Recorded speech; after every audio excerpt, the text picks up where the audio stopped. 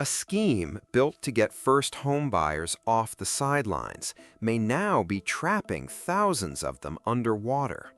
Right now, across Sydney and Melbourne, a growing number of brand new homeowners are watching their loan balance sit higher than what their house is actually worth. And the government?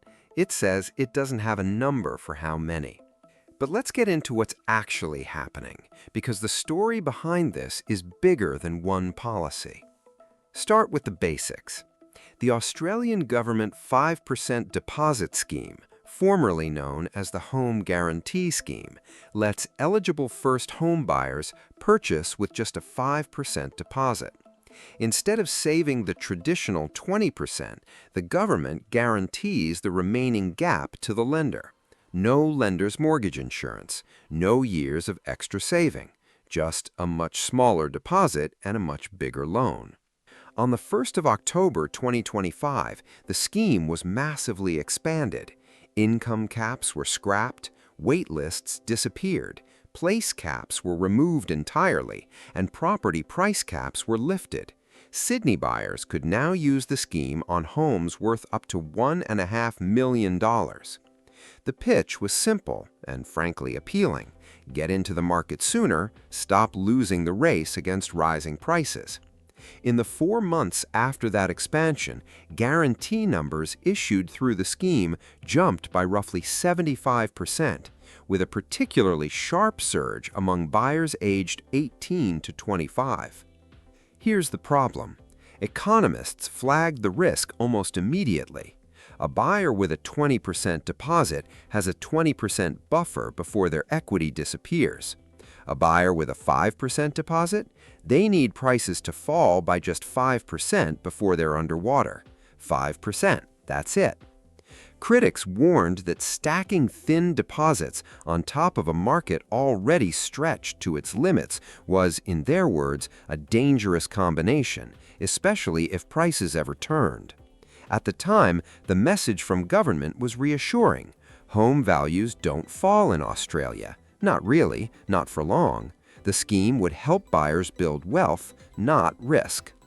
So what's happened since? 3 things, back to back. First, interest rates. The Reserve Bank of Australia lifted the cash rate 3 times through the first half of 2026, in February, in March, and again in May, taking it to 4.35%. Each rise squeezed borrowing capacity and repayment budgets at the exact same time new buyers were carrying record-sized loans. Second, tax reform. The May 2026 federal budget introduced the most significant changes to property investment tax settings in nearly 3 decades, reshaping negative gearing and capital gains tax treatment for existing dwellings. The changes were designed to cool investor demand, and they're doing exactly that, pulling a major source of buyer demand out of the market almost overnight. Third, and this is where it gets serious, prices actually started falling. Cotality, formerly known as CoreLogic, recorded a 0.4% national fall in June 2026, the steepest monthly drop in 3.5 years. Sydney and Melbourne led the slide, down 1.2% and 1% respectively that month alone, with quarterly falls of 3.2% in Sydney and 2.6% in Melbourne. Auction clearance rates have sat below 50% since late May. Capital city home sales are running more than 16% below where they were a year earlier.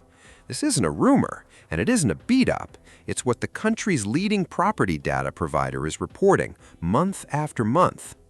Now here's where the math gets uncomfortable. Picture a buyer who purchased with a 5% deposit under the scheme late last year. Say they borrowed against a home valued at $700,000, putting down just $35,000 and borrowing the rest. If that suburb has since fallen even 6 or 7%, which is well within what Sydney and Melbourne have already recorded in some postcodes, the home might now be worth around $650,000. But the loan balance, after only a few months of repayments, has barely moved.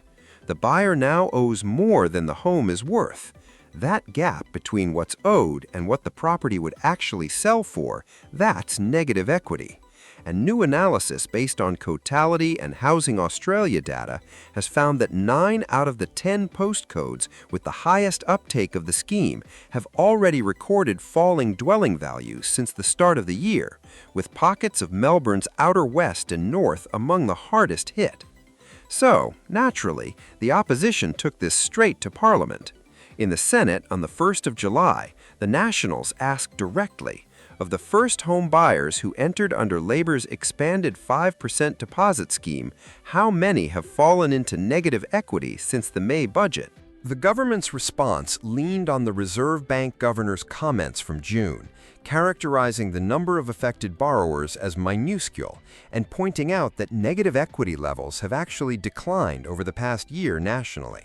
When pressed further, whether the government even knows how many buyers are affected, the response shifted toward accusing the opposition of running a scare campaign rather than offering a specific count.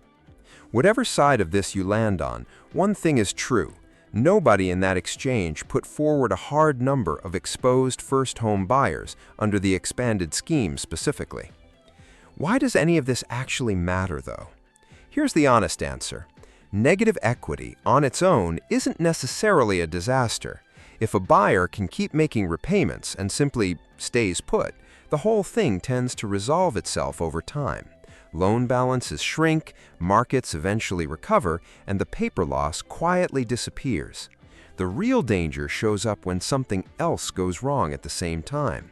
A job loss, a relationship breakdown, an illness, a rate shock that blows out the monthly repayment.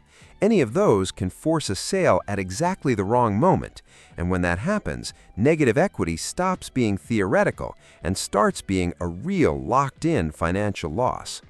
Past downturns, including the higher rate periods of the early 1990s and the post-2017 correction, showed the same pattern.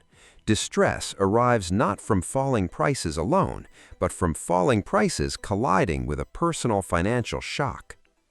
There's a bigger systemic angle here, too. Every loan issued under the 5% deposit scheme carries a government guarantee, meaning taxpayers, not private mortgage insurers, are standing behind the gap between the buyer's deposit and that 20% threshold. It's not the same mechanism that triggered the United States subprime crisis and the global financial crisis. Australian lending standards, serviceability buffers, and full recourse loans are structurally different, and it's important not to overstate the comparison. But the underlying principle rhymes. When a government actively encourages thinner deposits and then market conditions turn against those very buyers, the fiscal exposure sits with the public purse. If defaults were to rise meaningfully, that guarantee stops being free. Zoom out, and this sits inside a much bigger cost of living squeeze. Energy prices have remained elevated, partly linked to disruption in the Middle East oil markets, flowing through to fuel and household bills. Inflation has stayed stubbornly above the Reserve Bank's target band for much of the year, which is precisely why rates kept climbing in the first place. Meanwhile, government messaging has leaned on other economic wins, falling unemployment in places, resilient labor market indicators, creating an obvious contrast between the good news talking points and what buyers are actually experiencing on their monthly statements. And underneath all of it sits the deepest unresolved problem: supply. Total dwelling approvals fell 10.5% in March 2026, then a further 3.4% in April. Higher density approvals, apartments and townhouses, have been especially volatile, down as much as 26% in some months. Australia is still completing well under the number of homes needed each year to meet population growth, with completions under the National Housing Accord running roughly 27% below the annual target required.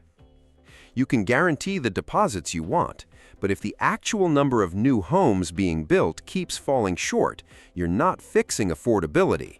You're just changing who takes on the risk of an undersupplied market. Which brings us to the optics problem.